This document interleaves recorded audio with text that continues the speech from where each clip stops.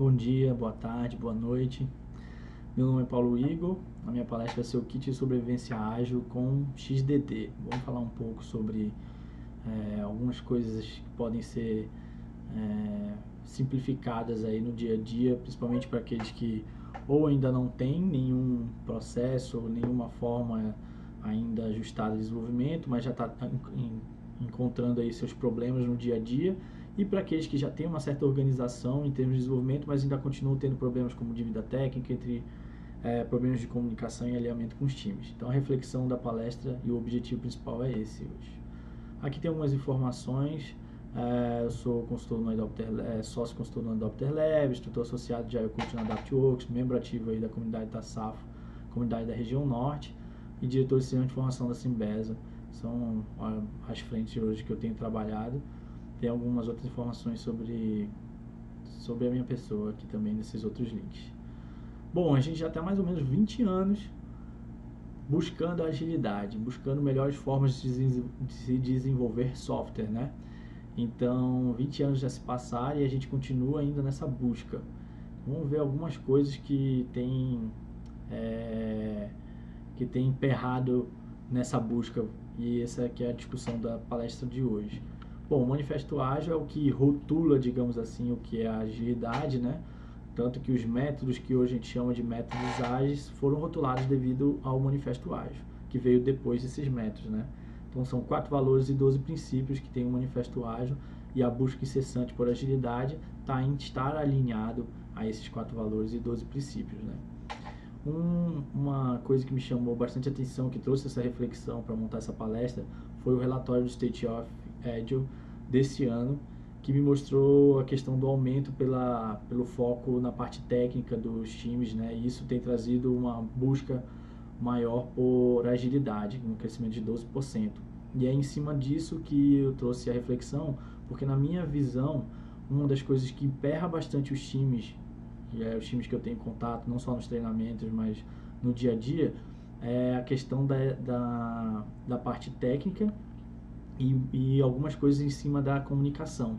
São duas coisas que emperram bastante os times aí de ter uma produtividade e entregar mais valor para os clientes. Então, ao longo desses anos, as empresas, os times aprenderam muito, né? E muita coisa começou a ser aplicada, tem bastante coisa sendo aplicada, mas boa parte dessas coisas que têm sido aplicadas, né, de tudo isso que a gente tem aprendido ao longo desses anos, está bastante direcionada a técnicas em termos de processo, como Scrum, Kanban, Safe, práticas de Discovery, como User Experience, Approach Backlog Building, Lean Inception, retrospectiva, formas de você planejar o roadmap, portfólio, enfim. Tem uma série aí de técnicas, práticas, métodos, formas de fazer que as empresas e os times têm buscado bastante, estruturado. Isso parece estar sendo bem resolvido em alguns lugares. Mas isso só não é o suficiente, né? Tem uma outra parte também que tem sido desenvolvida, mas não tem sido tão aplicado, que já seria mais a parte de técnicas de engenharia, que tem um crescimento, né? Dá para perceber assim, o crescimento, o próprio relatório mostra isso, o crescimento pela busca dessa parte mais técnica, né? E aí tem as técnicas como o Acceptance Test Driven Development, Behavior Driven Development, refatoração, um design simples e emergente, integração contínua, entrega contínua, enfim. Então, essa é a parte que traz uma das amarras que eu comentei antes para os times ágeis, né? A parte técnica. Levando em consideração isso, se a gente for fazer um paralelo com o manifesto, tem 3 princípios no Manifesto Ágil que refletem bem essa deficiência que eu trouxe aqui para reflexão. Seria a contínua atenção à excelência técnica e o bom design aumenta a agilidade. Então, a falta disso acaba emperrando o time. A simplicidade, que é essencial. A simplicidade é a arte de maximizar a quantidade de trabalho não realizado. Também a gente tem um amor pela complexidade e os times acabam perdendo um pouco do pragmatismo em algumas situações. E as melhores arquiteturas e requisitos e designs emergem de equipes auto-organizáveis, que é a questão da colaboração, do trabalhar junto. Ainda existe muito essa deficiência dentro dos times, né? traduzindo um pouco sobre essa falta, e resumindo do manifesto, né, do princípio do manifesto, porque é observado, é a falta de excelência técnica e boas práticas de desenvolvimento, a colaboração para buscar novas abordagens que simplifiquem a solução e a comunicação eficaz e rica entre todos os participantes. Então, essas são três pontos que os times precisam refletir mais frequentemente e tentar resolver de alguma forma ou ir aperfeiçoando durante a jornada aí do desenvolvimento de software dentro dos projetos.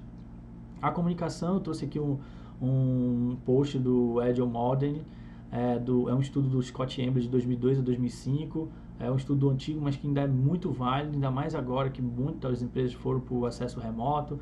Ele faz uma análise em cima desse tipo de característica também. Então, aqui nesse artigo ele fala bastante sobre a riqueza dos canais de comunicação, a eficácia do canal de comunicação. Como priorizar a comunicação certa vai ajudar bastante os times a tirar os mal entendidos que vêm com o ruído do telefone sem fio, que acaba se montando dependendo da estrutura e como os times se organizam, e que tipo de comunicação deve ser priorizada para repassar a mensagem ou para registrar uma mensagem, enfim.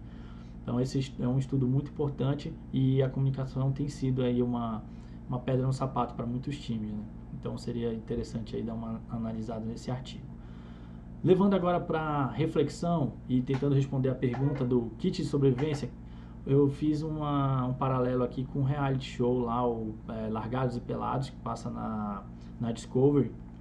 E esse reality show, ele coloca lá duas pessoas, geralmente uma de cada do sexo masculino, uma do feminino, totalmente sem nada, sem roupa, sem nada, dão uma sacola para eles colocarem um ou dois objetos para eles sobreviverem numa floresta, em condições adversas, com pouquíssimos recursos. Eles precisam passar lá 20 dias, tem algumas que são 40 dias, enfim. E aqui eu vou tentar fazer mais ou menos essa dinâmica aqui. O que a gente poderia levar nessa sacola para sobreviver dentro desse terreno inóspito de desenvolvimento de software, onde a incerteza, as mudanças são algo que estão inerentes ao processo, né? Então, o que eu levaria na sacola? Eu levaria os métodos de desenvolvimento guiado, né? O XDD aí é de Driven Development. Então, dentro desses métodos, eu levaria o ATDD e o TDD. Eu vou colocar mais um item aqui com um asterisco, que eu vou explicar por que o asterisco nele, que seria o BDD, mas vamos entender melhor quando for entrando em cada um. Então, eu levaria isso na sacola, eu acho que isso seria o suficiente para sobreviver, porque a partir dessas ferramentas aqui, desses métodos, eu conseguiria trazer outras coisas que ajudariam bastante o meu time. Então, mas isso seria essencial. O ATDD, que é o Acceptance Test Driven Development, ele tem 4 etapas. Ele parte da primeira etapa, que é a etapa de debate ali, onde acontece geralmente um workshop com todo o time, os stakeholders, ou às vezes o Power of Three, que é uma outra técnica que é bastante utilizada, que leva alguém da área de negócio, alguém da área técnica, sempre tem ali 3 pessoas envolvidas, alguém de qualidade, ou de qualidade de teste, alguma coisa do tipo. E essas pessoas com essas visões diferentes, um stakeholder, alguma coisa, eles precisam colaborar. Eu gosto muito mais da parte do workshop, onde envolve todo mundo. Eu entendo que tem alguns contextos que nem sempre isso é possível, mas é importante envolver algumas pessoas que tenham visões diferentes, e durante esse debate é onde são esclarecidas algumas dúvidas sobre a história, são feitos alinhamentos de expectativas, o que se espera como objetivo daquela história, o que se espera de funcionamento daquela história. Então, o debate ali é em cima disso, é em cima do que se espera ter no final do desenvolvimento daquela história.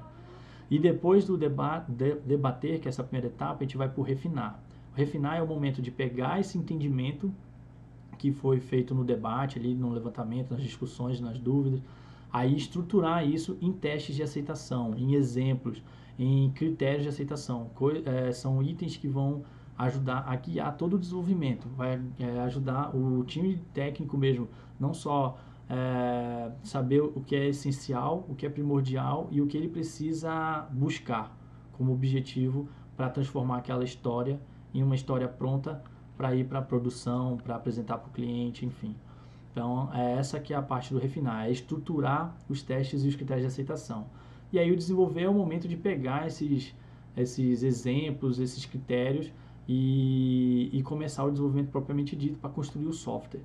E aí nesse momento é o momento que a gente deve ter um feedback rápido, se a gente está no caminho, quanto que a gente conseguiu avançar em cima do feedback que eu tenho dos critérios que já foram atendidos ou não. E por último, a gente vai para a última etapa, a quarta, que é a etapa de apresentação, onde a gente leva o resultado desse processo de volta para os stakeholders, para o pessoal de negócio, para eles não só passarem os feedbacks, a gente discutir ajustes, melhorias ali, né? E ter insights para novas histórias, novos requisitos e até novos caminhos ali para o software e para a solução que está sendo desenvolvida. Esse é o fluxo da TDD.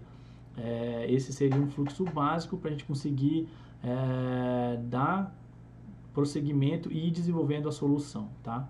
Então, dentro da TDD, eu vou passar agora por cada uma das etapas, como é que a gente poderia usar, como é que acontece, né, cada uma dessas etapas. Então, durante o debate, eu tenho uma user story, um requisito, dependendo ali do contexto de lote de itens que a gente leva, eu teria mais de uma, e é o momento da gente entender bem essa história, tirar as dúvidas, entender o escopo dele, né, o escopo dessa história, e criar e já ter um direcionamento dos critérios, né? Aqui eu trouxe um exemplo: o comprador gostaria de solicitar um cancelamento de pedido.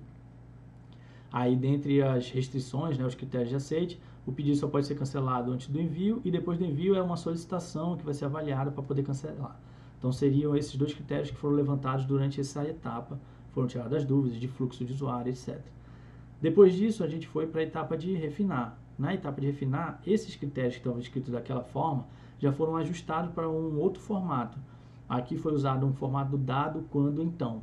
Então, dados que estão numa listagem de pedidos e o pedido apresentado estiver na situação de aguardando envio, ou seja, não foi enviado, quando solicitar o cancelamento do pedido e aceitar as condições de cancelamento, então o sistema irá enviar um e-mail de alerta para o vendedor e comprador com as informações do pedido cancelado e irá alterar a situação do pedido para cancelado. Então, esse é um comportamento mapeado daquele critério que a gente colocou. Só que agora ele já foi estruturado de uma forma que não só a equipe de negócio, como a equipe de técnica, os desenvolvedores, todo mundo ali que está participando, consegue entender bem a situação daquele comportamento, qual é o estado que se espera do sistema.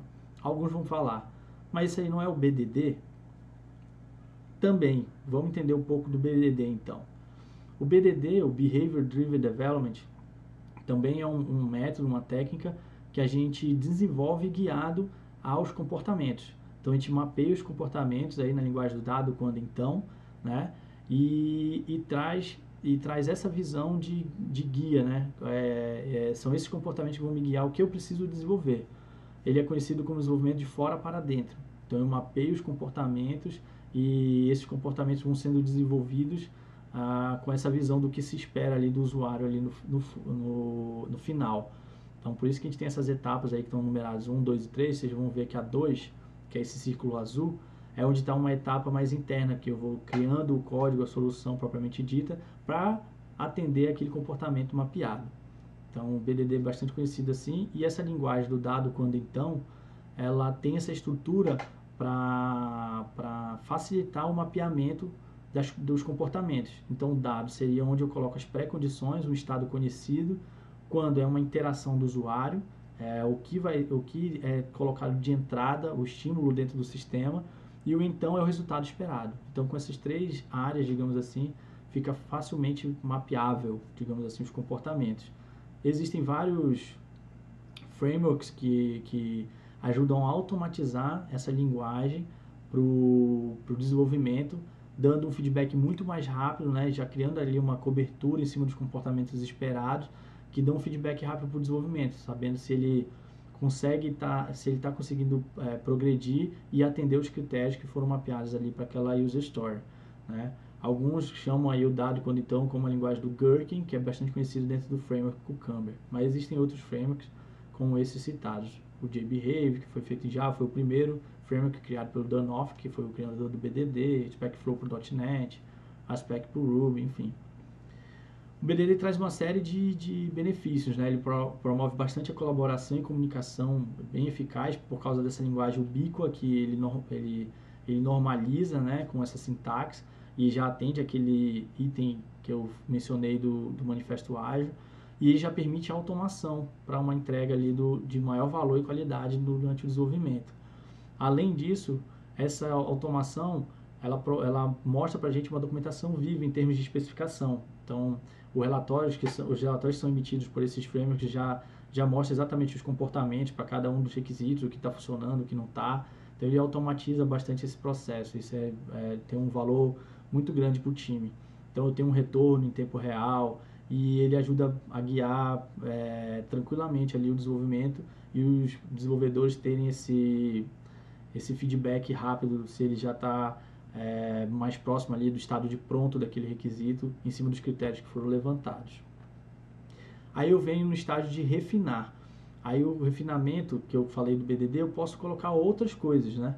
Eu posso refinar isso de outras formas. A ideia é que eu estruture isso de alguma forma.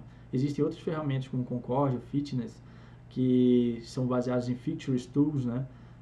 São as famosas especificações por exemplo. Então eu consigo documentar, criar os exemplos dos contextos que eu estou esperando do meu sistema e fazer uma interface ali de comunicação entre essa documentação e o próprio sistema para quando eu rodar os testes para gerar essa documentação, ele já vá fazendo a validação dos exemplos mapeados. Então essas são outras ferramentas que ajudam a estruturar e automatizar esse processo aqui também, que vai ajudar a guiar o desenvolvimento. Uma mensagem bem importante da Janete Gregori é: ao chamarmos de BDD ou ATDD ou especificação, por exemplo, queremos o mesmo resultado. Então, um entendimento comum, compartilhado do que será construído para tentar entregar o que é certo da primeira vez. Sabemos que nunca será, mas com menos retrabalho ficará melhor. Então, independente se é BDD, se é o ATDD mesmo, ou a especificação, por exemplo, que você vai usar ali para conduzir esse desenvolvimento, o importante mesmo é a gente alcançar esse objetivo. A Janete Gregori, junto com a Lisa Crisp, foram acho que as autoras do livro Agile Testing, que é bem famoso aí nessa parte, tá? Aí a gente chega na parte do desenvolver, que seria a penúltima etapa. No desenvolver, eu vou usar meu outro item da sacola, que seria o TDD. Então, o TDD ali, a técnica do vermelho, verde refatora, né? Tem um fluxo bem simples, mas bem difícil de se aplicar, exige bastante treino e aperfeiçoamento da técnica, e a ideia é que a gente sempre coloque um comportamento não esperado no sistema, assim como o BDD mapeia, mas o TDD a gente consegue ver isso num nível bem de unidade ali do código também, e você mapeia esse comportamento no código que você quer que ele tenha, mesmo que ele ainda não tenha, se certifica que ele não tem, que é a etapa do vermelho, que é o teste falhando. Aí eu escrevo da forma mais simples para passar no teste, né? O Keep It Simple Stupid, que é o KISS, né? A abordagem do KISS. E quando eu consigo alcançar o verde, que é o teste passando, aí eu tenho a segurança de refatorar, que seria tentar escrever, melhorar o meu código, deixar ele mais limpo, mas mantendo o mesmo comportamento e me certificando que ele continua passando, até que eu vá para um outro comportamento esperado no meu sistema e eu tenha que mapear mais um teste e fazer esse ciclo até que eu cumpra ali a solução que eu estou buscando. O TDD ele é uma ferramenta extraordinária para o desenvolvimento, é uma técnica que ajuda muito do desenvolvimento, não é uma técnica de teste, não é uma técnica tão focada na comunicação como é o BDD. A técnica do TDD ele tem um objetivo bem claro de ajudar no design, em simplificar o design, criar um design emergente, deixar o código limpo e facilitar bastante o feedback para o desenvolvedor. O Kent Beck, que é o autor do livro de TDD, ele faz uma analogia bem legal, que é a questão dele, uma pessoa escalando. O TDD é como se você coloca a estaca na parte de cima, onde você quer chegar, que é a abordagem do finja que você, até que você seja, né? Aí você coloca a estaca onde você quer chegar, que é o teste falhando. Aí você tenta chegar de uma forma mais simples possível. Chegou lá no patamar que você travou lá o gancho, você está em segurança, que seria o teste passando, agora é a hora de se acomodar para pensar no próximo movimento. E aí é a hora de refatorar para você ficar bem tranquilo, em segurança, travado, etc. Então é uma analogia bem legal. O TDD ele promove ali o baby steps, você fazer a solução bem cadenciado, com essa visão em termos de ir arrumando as coisas, não deixar nada para depois, para ser acumulado como dívida técnica, né? Então ele vai promover ali o design simples e emergente, ele blinda o código, porque o teste já vai nascendo até antes da própria solução, então ele já vai blindando essa solução com código de teste automatizado, que vai te dar um feedback bem rápido. E isso é a base da integração contínua. Então ele já dá um gancho ali para outras técnicas que vão ajudar o time de desenvolvimento em termos de feedback, né? Vai ajudar a diminuir a dívida técnica.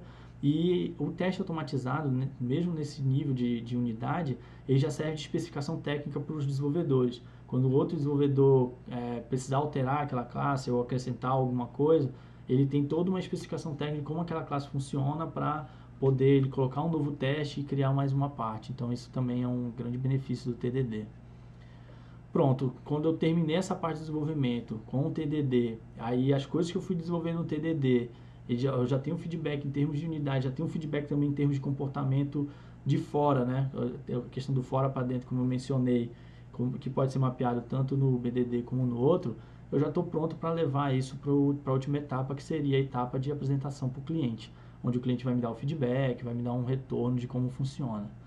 Então, o kit de sobrevivência, qual seria? Para mim seria o ATDD, o TDD seria o meu kit de sobrevivência. Se eu tivesse que ir aí para a floresta ágil, eu levaria o ATDD e o TDD comigo para organizar o meu time, para organizar o fluxo de absorver e ter o entendimento, o alinhamento das expectativas, desenvolver e entregar alguma coisa para o meu cliente num fluxo bem cadenciado. Então, acho que essas técnicas me ajudam bastante. O BDD ali para auxiliar a questão de comunicação. Um mantra que a gente tem no X-Wing Program, o Yagni, né? Você não vai precisar daquilo, você vai levar só o que é essencial. Essas três que eu mencionei acabam trazendo várias outras juntas, como o teste automatizado, refatoração, o design simples e emergente, você se focar só no que é realmente essencial, programação em par, revisão de código, alinhamento de expectativa melhorando a comunicação e a própria qualidade.